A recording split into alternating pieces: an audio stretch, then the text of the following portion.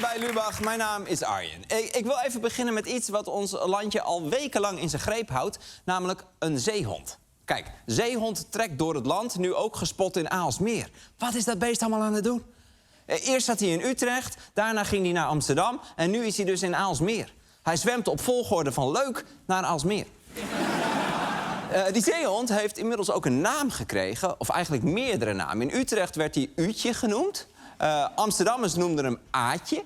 En nu willen de mensen in Aalsmeer hem Aaltje noemen. Dus, leuk bedacht allemaal. Het is wel te hopen dat hij niet nog een klein stukje doorzwemt naar Kudelstaart, toch? Staan de verslaggevers van... U staat hier naar Kutje te kijken? Maar goed. Overal waar de zeehond komt, trekt hij veel bekijks. In Amsterdam haalden mensen er echt inspiratie uit. Ik denk, hij komt ons allemaal even reminden dat je lekker kan chillen. Ja. Als zij op het strand een rottend karkas van een walvis tegenkomt... ziet ze dat ook als een note zelf, dat ze even lekker moet gaan decomposen. Voor NH Nieuws was het zien van een zeehond helemaal een orgastische ervaring. Die plaatste een filmpje op Instagram met daarbij de tekst... Het is de eerste keer dat ik een zeehond zie. Zeehond-emotie, ejaculatie-emotie. NH Nieuws, gadverdamme, laat dat beest met rust. Ik ben wel benieuwd waar hij hierna heen zwemt. We gaan kijken. Stratenmakers. Waarschijnlijk het oudste beroep van de wereld. Ik bedoel, hoe kwam je anders bij de hoeren? Maar ik las dit. Ineens is er grote onrust bij stratenmakers. Overal in het land worden werkzaamheden stilgelegd. Dat gebeurde bijvoorbeeld in Den Bosch. In Deventer lag het werk een tijd stil. En hier, straten in het Gelderse Oosterbeek liggen al weken open. Er gebeurt bijna niets. In Oosterbeek, hè? The city that never sleeps. En afgelopen weekend zou het NK Straatmaker zijn, maar dat is afgelast. Teleurgestelde fans die wilden nog woedend de straat op, maar die was er dus niet. En het is wel echt sneu, want Weesup, het stratenmakersdorp van Nederland, was er klaar voor. Ja, er waren al stadions gebouwd, er is voor miljarden aan nieuwe infrastructuur aangelegd. Allemaal voor niks. Maar dit is best een probleem. Want we hebben het vaak over huizen bouwen, maar de straat is ook best belangrijk. Hoe kom je anders bij je huis? Bij de huis. Dus wat is er aan de hand? Nou, dit. De arbeidsinspectie heeft sinds begin dit jaar tientallen projecten stilgelegd. De inspecteurs controleren strenger op de bestaande regels voor stratenmakers. En die worden massaal niet nageleefd. Ja, er zijn dus regels voor stratenmakers, maar die worden niet nageleefd. En dan gaat het even niet over de bilspleet, want daar zijn de regels heel helder. Die moet minimaal 3 centimeter zichtbaar zijn. Nee, het gaat om de Arbo-regels. Kijk, stratenmakers mogen eigenlijk niet langer dan 30 minuten voorovergebogen staan... en niet langer dan een uur achter elkaar geknield of gehurkt werken. En dat gebeurt dus wel. En daarom legt de inspectie de laatste tijd allemaal projecten stil. En dat is ook waarom het Nederlands kampioenschap niet doorging... want ze waren bang om gecontroleerd te worden door de inspectie. Ik hoop niet dat de arbeidsinspectie er ooit achter komt dat er een NK turnen bestaat, toch? Meneer, pakt u er gewoon even een stoel bij. Hallo. Onverantwoord. Maar stratenmakers mogen dus niet te lang op hun knieën werken. En dat lijkt me wel onhandig, want dat is zo'n beetje de kern van wat ze doen. Toch? Alsof je tegen een piloot zegt... jij moet om de 10 minuten even parkeren en dan een rondje lopen. Toch? Of tegen een rijinstructeur. Jij mag niet op je telefoon. Daar raak je de kern van zijn beroep. Nee, niet herkenbaar? Oké, prima. Maar ja, misschien zijn die regels toch nodig. 80% van de stratenmakers ervaart zijn beroep als zwaar. 38% heeft last van hun bewegingsapparaat. Dus last van de nek, schouders, knieën. Ja, dit is waar stratenmakers uiteindelijk mee te maken krijgen. Overbelaste schouders, knie en teen. Knie en teen. Oké, het is dus een lastige situatie. Zijn er ook oplossingen? Nou, je zou misschien denken, meer stratenmakers aannemen. Alleen... het blijkt heel moeilijk om nieuwe stratenmakers te vinden. En dat merken ze ook bij deze opleiding. Na de studie voor bestrating in april start de rest van de opleiding in september. Maar echt hard gaat het nog niet. Zo'n 5 studenten hebben zich pas aangemeld. Dus de komende tijd hoopt de opleiding op meer animo. 5 aanmeldingen maar. We raken onze studenten aan de straatstenen niet kwijt. Het gaat dus niet lukken om snel meer mensen aan te nemen. Zijn er nog andere oplossingen? Nou, soms komt er hulp uit onverwachte hoek. Wat trof je vanmorgen aan hier?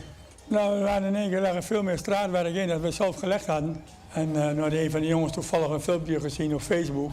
dat er 's nachts iemand bezig was geweest om de steen neer te leggen. Hoe was de kwaliteit? Hij had er wel netjes in gelegd. Ja, op zich wel, ja. Ja, er hadden wat steen op de kop. Dat was wel weer jammer. Maar op zich was het wel goed gedaan, ja. What the fuck? Een dronken gast die 's nachts vrijwillig klinkers gaat leggen. Hopen dat hij niet betrapt wordt door de dronken vrijwillige arbeidsinspectie, toch? Jij moest een beetje op je rug letten, joh. Maar goed, dit was natuurlijk een uitzondering, toch? Maar het gebeurt wel vaker dat er veel meer stenen in liggen. En dat wij s'avonds weggaan, dat er dan in lag. Dat komt wel vaker voor. Dat gebeurt wel vaker, jawel, ja. Niet dagelijks, maar toch wel eens, 1 keer, soms wel 2 keer in de week... dat er meer stenen in liggen dan wij zelf doen. Wat? Oké. Ik ben wel eens zo dronken geweest dat ik de weg naar huis niet meer kon vinden... maar nog nooit zo lam dat ik hem dan zelf maar ging leggen. Maar goed, dit is natuurlijk geen echte oplossing. Hooguit een deel van de oplossing, maar geen echte oplossing. De inspectie zegt, wat echt gaat helpen, is meer machines. De arbeidsinspectie vindt eigenlijk dat de stand de techniek is dusdanig veranderd, anno 2025... dat we eigenlijk alles machinaal dienen te straten. Ja, straten maken met een machine. Dat is inderdaad iets wat tegenwoordig kan. Bijvoorbeeld met zo'n aangepaste graafmachine. Maar het kan nog vetter. Hier, kijk dan. Dit is toch krankzinnig? Dat apparaat kotst gewoon in 1 keer een hele straat uit. Je hoeft hem alleen maar bij te vullen.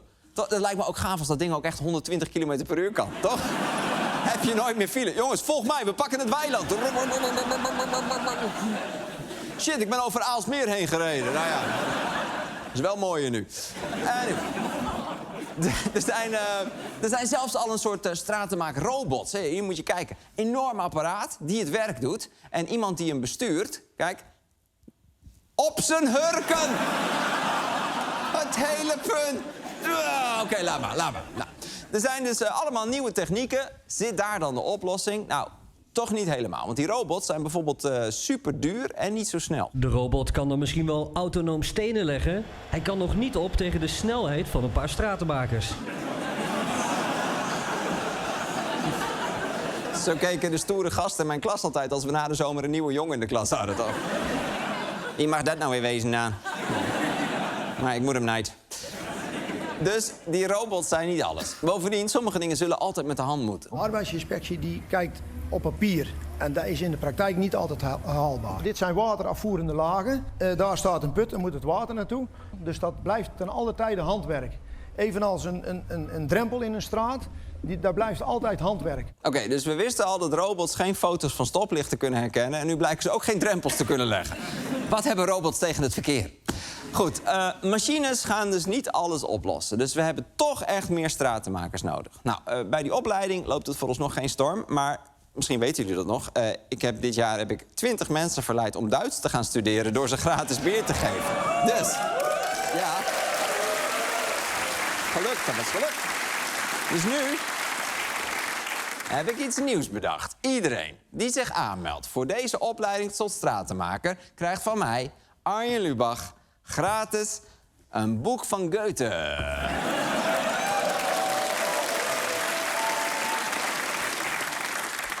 Nu ik over dit had andersom gemoeten, denk ik, toch? Dat boek moest naar die Duitse studenten en dat bier... Nou ja, dan hoop ik maar dat die studenten ervan hebben genoten. En toch? Ja. En dat ze dan 's nachts in een dronken bui nog even wat straten hebben aangelegd. Hoe dan ook, meld je aan voor de opleiding stratenmaker. En dan komt het NK Stratenmaker volgend jaar eindelijk terug naar Wezen. Stratenmaker is coming home!